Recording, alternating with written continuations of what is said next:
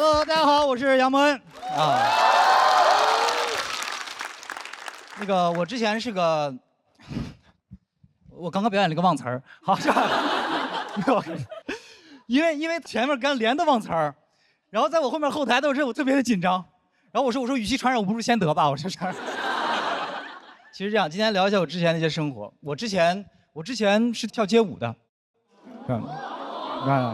有人看不出来是吗？你这样能看出来了吗？是吧？来一个，这是现在我最高水平了，不好意思。其实这样，我很早，我是08年，我上高中的时候去跳街舞了。08年跳街舞是个非常前卫的事情。08年，王一博甚至都不是练习生呢，王一博就是个小学生，而且那时候全内蒙更没有几个人知道街舞是什么。那时候有几个年轻人在我们那公园那空地里面跳舞、翻跟头，然后各种转，围了一圈大爷大妈在那儿看，根本不知道他们在干什么。后来越传越邪乎，说公园里面耍猴的没带猴，能自己练。我就在那种情况下去跳的街舞，然后我们包头唯一一个街舞团叫精武门，非常的中二。就他虽然已经把那个武术的武改成了舞蹈的舞。但是我还是无法接受精武门里面跳爵士。我啪一走进精武门，所有人就在这儿，然后老师一边跳一边教说：“想象你们在开一台车。”我说：“你开什么？”我说：“你开什么车让你这么开？你坐方向盘上了吧？”你说：“我本来不想学，后来呢，讲完课之后，老师给我看了一个世界街舞大赛的视频，放完之后，他语重心长地跟我说：“这是世界最牛的街舞比赛。”那这里面有日本人，有韩国人，有美国人。就是没有我们中国人，你们知道为什么吗？因为我们中国人接触街舞实在太晚了，老师们再怎么练也比不过他们了。但你真的赶上好时候了，老师相信你从现在开始练，有朝一日一定能代表我们打败日本人、打败美国人、打败韩国人。我当时16岁的我听得热血沸腾，脑子里面已经出画面了。在一群外国高手的围攻之下，我一个托马斯全旋720转体完美落地，全场起立沸腾。主持人都激动地问我：“你叫什么名字？”我说：“我叫中国人。”这个时候，老师问说：“现在你知道你为什么要跳街舞了吗？”我说：“为国争光。”他说：“没错，这边交钱。”我发现我们真的很爱打外国人，真的。如果一个综艺干不下去的话，我们就找几个外国明星过来唱歌比赛，然后赢他们，是吧？我跟你说，我当时学街舞那个心情，就是那英那年那个表情包，就是我要洋人死。结果过2天舞团请来了一个外国的麦克老师，给我们上大师班，我又交了3000。我最后临走之前，我终于鼓起勇气，我跟他说了一句英文，我说 I will defeat you in your country。麦克老师也回了我一句中文，他说其实我是中国人。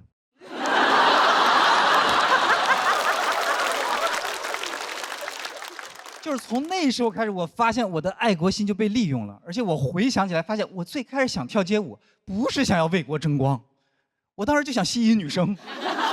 但是我太幼稚了，我发现跳街舞其实根本不能吸引女生。那时候上高中，没有几个女孩喜欢跳街舞的。你们想象一下，如果你男朋友是跳街舞的，你怎么跟别人介绍他？啊，别人一说啊，我男朋友学习好，年级前3，我男朋友体育生，校100米记录，到你了，我男朋友能用脑袋在地上转10圈，你男朋友只腌陀螺吧，那么厉害转。我当时就是那个陀螺，我练头转练得非常厉害。他们甚至还给我起了个绰号，叫我钻地龙。我觉得不够酷，还起了个英文名叫钻地 dragon。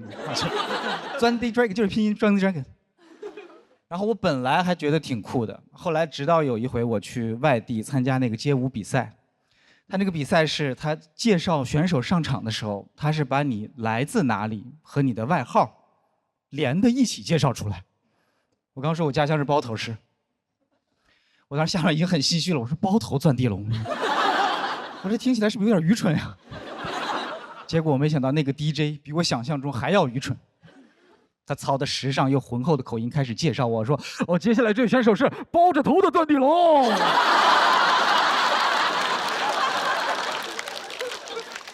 后来我们学校也不让我跳街舞了，不是因为我捣乱或者不学习，是因为当时我们学校突然下发了一个文件，叫《校园安全月全区杀马特整顿大行动》，规定每个学校必须抓几个杀马特。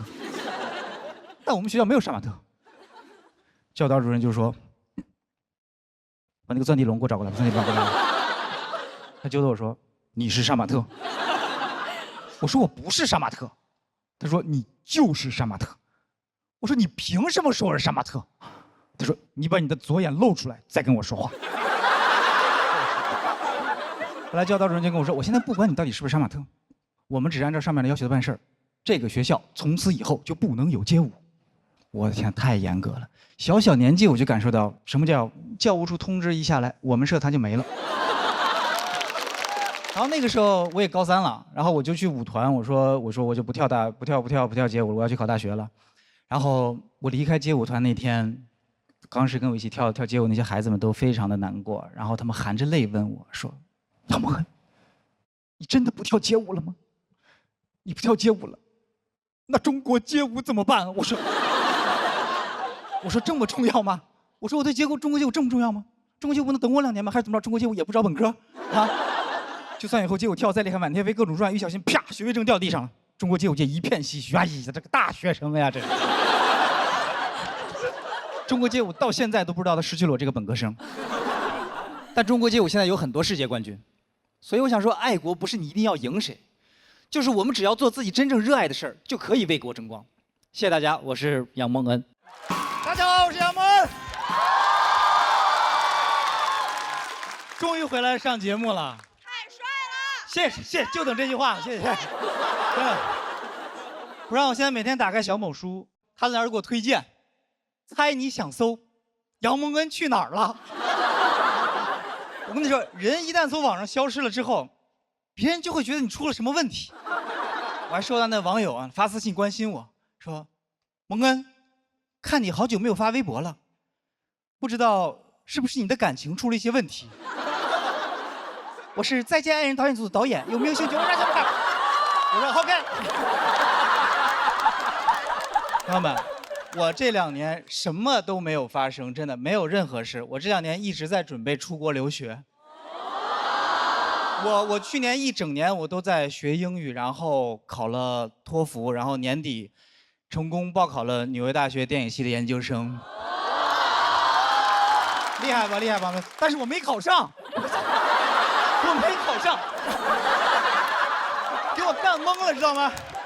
他们跟我说我分不够，我说我以为明星上大学不要分啊。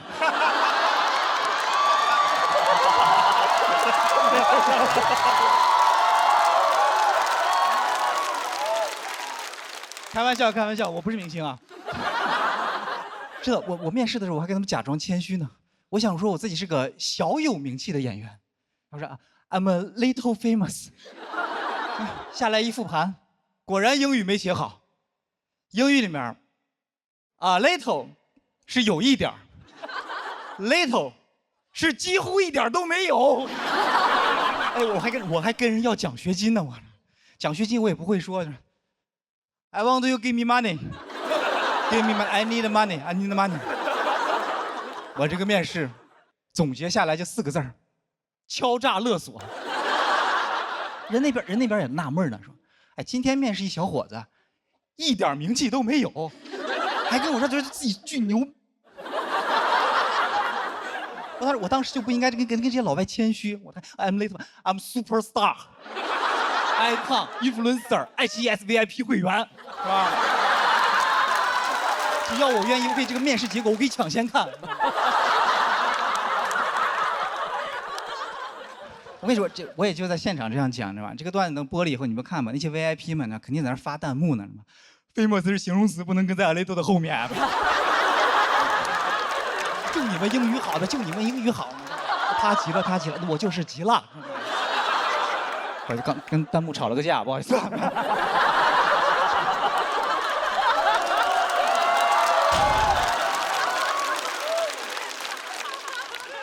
我就是喜欢把事想太美了，你知道吗？但是说实话，我当时退圈的时候，我都想好怎么复出了。我就想，我沉浸2年之后，在微博突然发一条纽约大学的录取通知书，然后我就云淡风轻的3个字：纽约见。到时候，纽约大学3大校友，泰勒·斯威夫特、李安、杨蒙恩。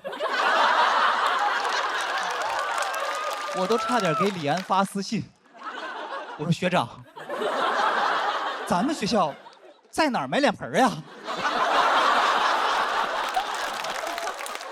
我对我的自己的认知产生了非常大的偏差，你知道吗？我以为我能达到的效果就是那种厚积薄发、带着梦想冲出枷锁的大龄流子。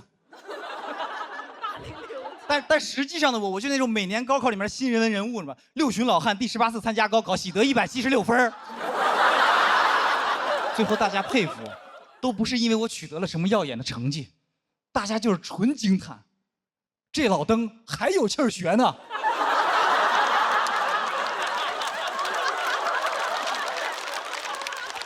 当初还有人给我建议，就说你直播呀，你记录考研过程肯定有流量。我就是怕打脸，我就是怕我在每天直播奋斗考研背单词，然后第2天回来，请问脱口秀大会在哪儿报名啊？其实这个我考研失败的段子，在我决定考研第1天的时候我就想好了，唯一的区别就是我回来了，但节目不在了。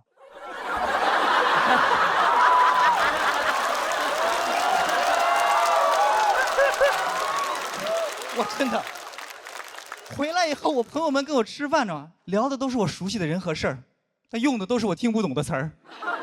现在主要俩节目，一个拖沓，一个喜单。我说拖沓喜单啊，这俩节目一个鹅的，一个桃的。我说，什么鹅的桃的？我努力听懂他们说话的样子，就像一个刑满释放人员。我跟他们说的话也像刚放出来的。他们说：“蒙恩，你到底上哪个？”我说：“少废话，这2个哪个来1000块啊？I need money。”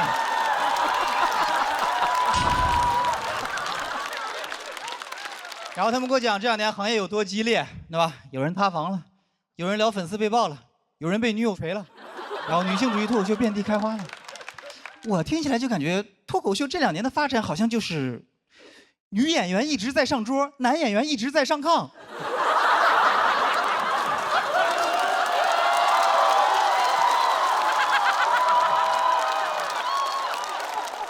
真的，之前还有网友给我发私信说：“蒙恩，我觉得现在有些女脱口秀演员硬上价值，你能不能出来吐槽吐槽这个事儿呀？”我说：“你让我吐槽什么呀？你先把那些男演员从炕上拽下来呀！”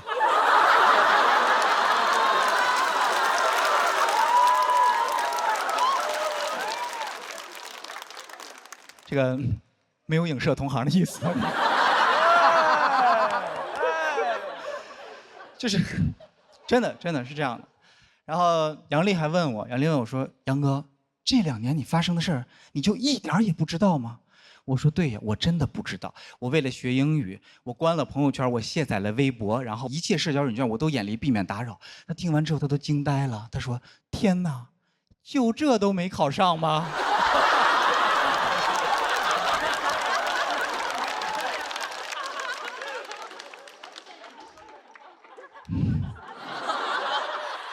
但是我拿到了另一所大学的 offer， 我还是有学上。然后我今年还是决定出去上学。然后他们问我为啥一定要出国，我说我想主持奥斯卡，我想把脱口秀带到国外。王建国说脱口秀不就是我们带回国内的吗？然后说这玩意儿带回来才几年，你又往出带？你没事，你当脱口秀干啥？咋的了？语言类节目不加关税啊？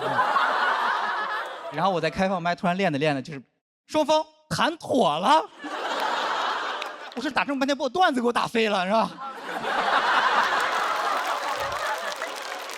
你永远不知道未来会发生什么，所以我现在有一个大象冰箱理论，就是不管你想干什么事儿，别多想，你只计划3步：学英语、去美国、主持奥斯卡，就是这样的。别听那些有逻辑的跟你说，哎，这不可能，怎么样。我说把大象放冰箱里需要3步，他跟你说哪有那么大冰箱呀？这需要多少电荷呀？他觉得他自己有逻辑，但他也不想想我去哪儿找大象啊？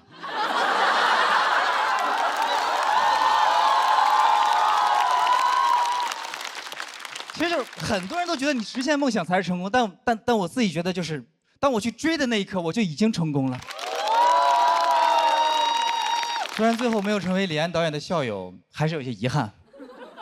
但是，李安导演你放心。以后我去纽约买脸盆，我指定还找你。谢谢大家，我是杨蒙恩。